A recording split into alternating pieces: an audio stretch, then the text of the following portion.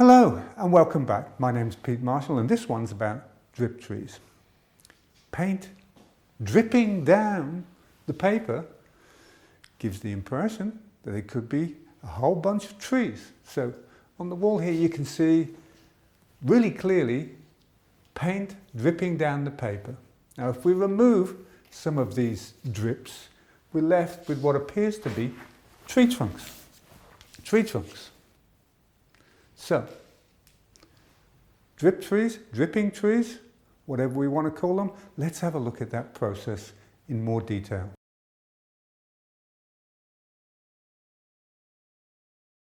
I'm using Fabriano 600 gram watercolor paper and I've already gessoed and I've put a base color on it. So this is it. We're going to take a pretty big brush and we're going to use a lot of water. And we're just going to put a lot of water on the paper. There we go, a lot of water.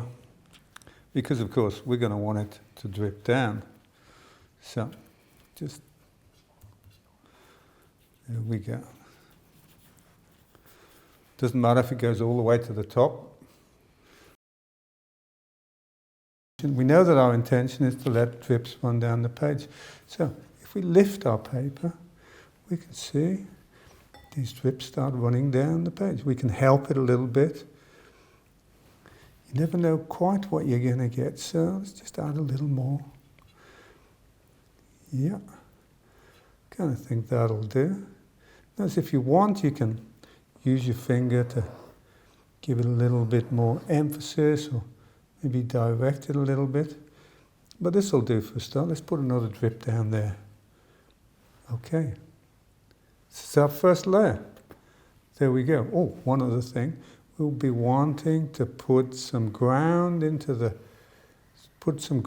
we can see that the trees meet the floor. Okay, just bringing this one up a little bit. That's it. Layer one done. Now we have to wait for that to dry. Adding the red color, so plenty of water. This should be a kind of like fun exercise this. We don't need to be too precise.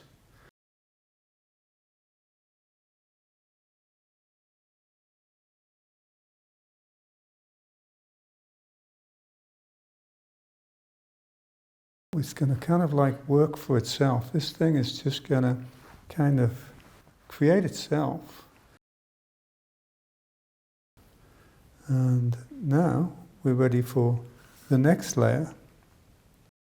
Just simply the same process, adding some purple.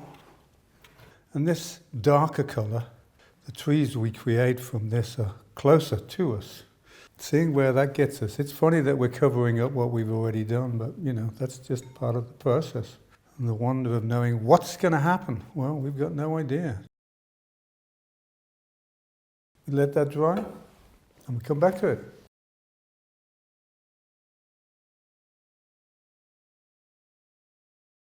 And the next step is to cut away the things we don't want. I'm starting with the sky, just because that's easiest. See, I'm just chopping pieces away.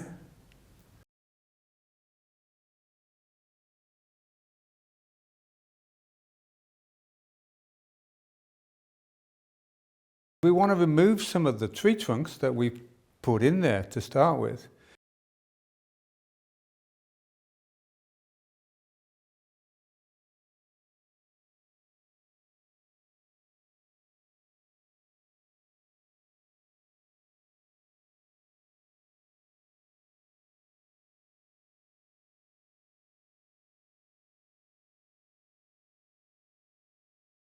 You know, what we can also do is add a few little peepholes in amongst the trees, just to give the impression that we're cutting through into some space.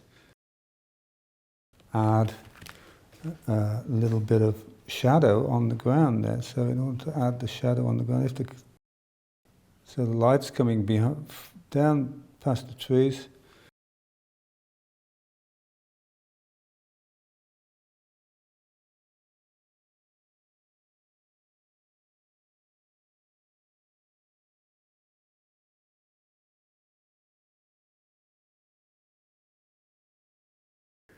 just to give the impression that the light is coming through somewhere.